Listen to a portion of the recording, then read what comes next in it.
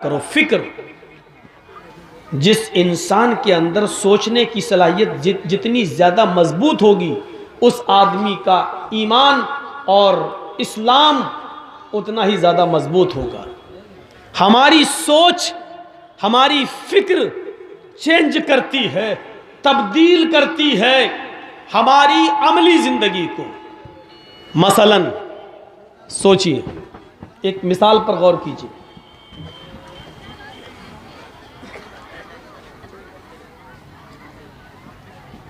اللہ کے رسول نے جس چیز کو ننگا پن کہا ہے، سنیے گا، آج مثالیں تھوڑی سی زیادہ رہیں گی. اللہ کے نبی صلی اللہ علیہ وسلم نے جس چیز کو ننگا پن کہا ہے، ہماری سوچ حدیث کے مطابق ہونی چاہیے تھی، ہمیں بھی اس کو ننگا سمجھنا چاہیے تھا، ننگا پن. لیکن ہم نے اس کو آج فیشن سمجھ لیا ہے. یہ سوچ کا فرق ہے. ایک حدیث پڑھتا ہوں، سنیے. گیت بہت سن چکے ہیں آپ،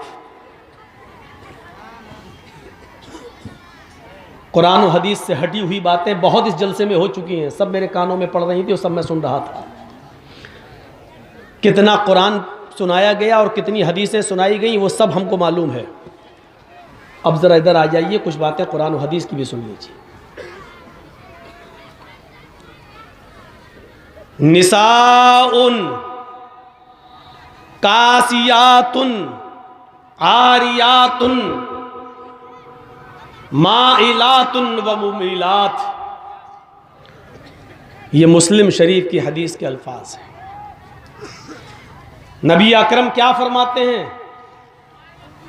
تم دیکھو گے تمہاری زندگی میں قیامت سے پہلے ایک ایسا زمانہ آ جائے گا کہ تم اپنی آنکھوں سے دیکھو گے نساء ایسی عورتوں کو، عاریات جو کپڑے پہنے ہوں گی، یعنی دیکھنے میں کپڑے ہوں گے ان کے جسم پر، کاسیات کپڑے پہنے ہوں گی وہ، عاریات لیکن حقیقت میں وہ کپڑے نہیں ہوں گے بلکہ وہ ننگی ہوں گی. یہ کس نے کہا ہے؟ محمد الرسول اللہ صلی اللہ علیہ وسلم نے. یہ جرجیس اور اس کے باپ کے گھر کی بات نہیں ہے، یہ حدیث ہے. پھر سے سنیے، نبی کا فرمان کیا ہے؟ تم دیکھو گے عورتوں کو جو کپڑے تو پہنے ہوں گی لیکن حقیقت میں وہ کپڑے نہیں ہوں گے بلکہ عاریات، وہ ننگی ہوں گی. مائلات، جب وہ نکلیں گی اپنے گھروں سے تو نوجوانوں کو اپنی طرف مائل کریں گی، اپنی طرف رجھائیں گی، اپنی طرف آکرشت کریں گی، اپنی طرف کھینچیں گی. وَمُمِيلَاتٍ، اور جو نوجوان ان سے مسکرا کے بات کرے گا وہ ان کی طرف بھی مائل ہو جائیں گی، وہ ان کی طرف بھی آکرشت ہو جائیں گی. یعنی دونوں طرف سے یہ معاملہ ہوگا، یہ ان کی طرف مائل ہوں گی اور لڑکے ان کی طرف مائل ہوں گے. اور یہ مائل ہونے کی وجہ کیا ہوگی؟ ان کے لباس، ان کے کپڑے، ان کی ڈریس، ان کی پوشاک، جس کو اللہ کے رسول نے کیا کہا؟ کپڑے تو پہنے ہوں گی لیکن ننگی ہوں گی. دیکھیے نبی نے کیا کہا؟ کپڑے تو پہنے ہوں گی لیکن ننگی ہوں گی. اللہ کے رسول نے ہمیں یہ بتایا کہ ہر کپڑا پہننے والی عورت کپڑا پہنے ہوئے نہیں ہے، وہ ننگی. کچھ کپڑے ایسے ہیں جن کو پہننے کے باوجود بھی عورت ننگی کہلاتی ہے. آج تک ہم نے کسی عورت کو ننگا کہا ہے؟ اسی جلسے میں چلیے باہر، آؤ اسی اسٹیج کے باہر چلتے ہیں، چند قدم کی دوری پر چلتے ہیں اور ابھی ہم آپ کو دکھا دیتے ہیں کہ کتنی لڑکیاں اور کتنی عورتیں ننگی گھوم رہی ہیں. آپ کہو گے دکھائیے مولانا، اور جس کو میں دکھاؤں گا آپ کہو گے ننگی کہاں ہے، تو میں آپ کو کہوں گا کہ اللہ کے رسول نے اسی عورت کو ننگا کہا ہے. कपड़े तो पहने होंगी लेकिन नंगी होंगी।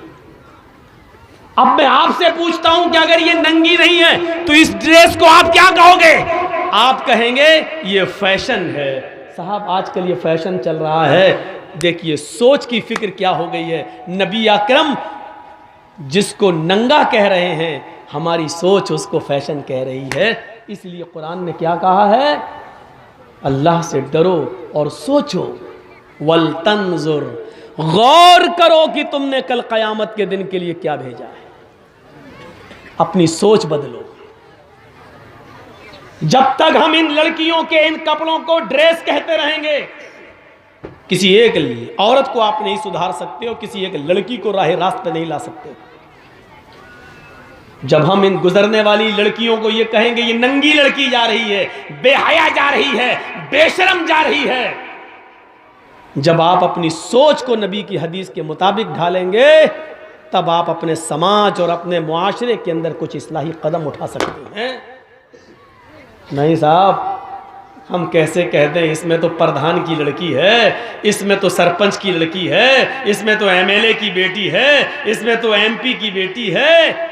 यही तो मैं 20 साल से सुनाते आ रहा हूं कि जो जितना अमीर बाप है, मैं आपको एक पहचान बता रहा हूं आपको कि जिस लड़की के जिस्म पर जितना कम कपड़ा आपको दिखाई दे, जो जितने शॉर्ट कपड़े पहने हुए आपको मार्केट में और बाजारों में दिखाई दे, समझ लेना ये उतने ही अमीर बाप की बेटी जा रही है।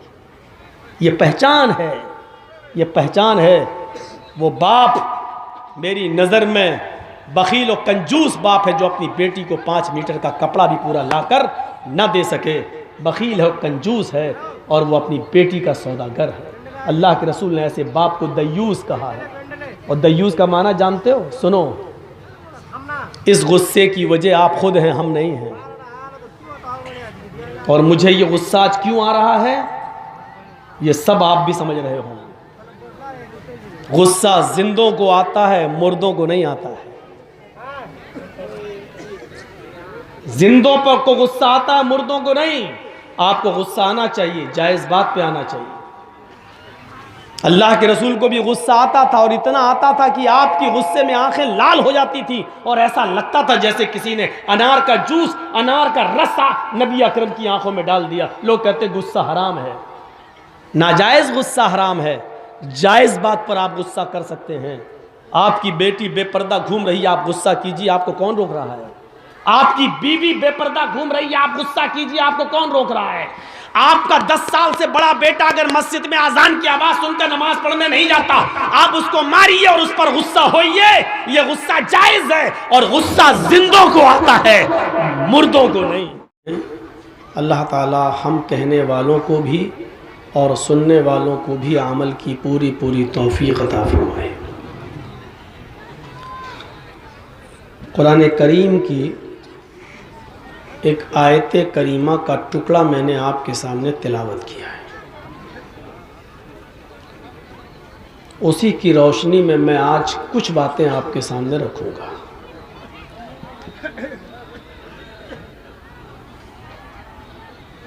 या अय्युहल्लज़ीना आमनु तक़ुल्लाहा वल तंजुर नफ्सुम मा क़द्दमत लिग़द।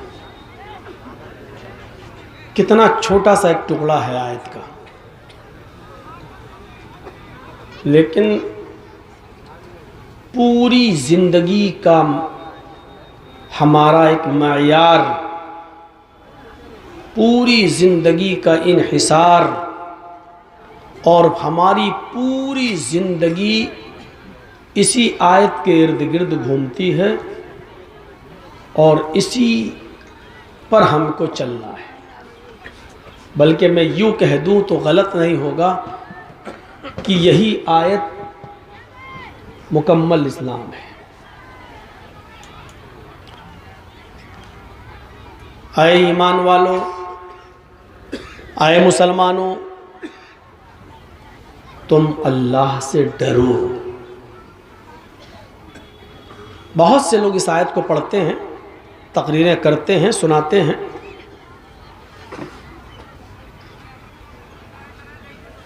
सुनिए डर किसको कहते हैं। اور اللہ نے کس ڈر کی بات کہی ہے؟ دو چیزیں بتائی گئی ہیں اس آیت میں. پہلی چیز اللہ سے ڈرو، اور دوسری چیز دیکھیے آپ، وَلْتَنْظُرْ نَفْسٌ مَا قَدَّمَتْ لِغَدٍ، اور ہر انسان کو سوچنا چاہیے، ہر انسان کو غور کرنا چاہیے، ہر انسان کو اس بات کی فکر ہونی چاہیے کہ کل کے لیے اس نے کیا تیاری کی ہے. کل سے مراد قیامت. دیکھیے کس طریقے سے تعلق کو جوڑا، ربط دیکھیے آپ، کانٹیکٹ، کنیکشن دیکھیے. پہلی چیز کیا بتائی؟ اللہ سے ڈرو، اور دوسری چیز یہ بتائی کہ ہر انسان کو غور کرنا چاہیے، سوچنا چاہیے کہ کل قیامت کے دن کے لیے اس نے کیا کر رکھا ہے. مطلب سمجھ رہے ہیں آپ؟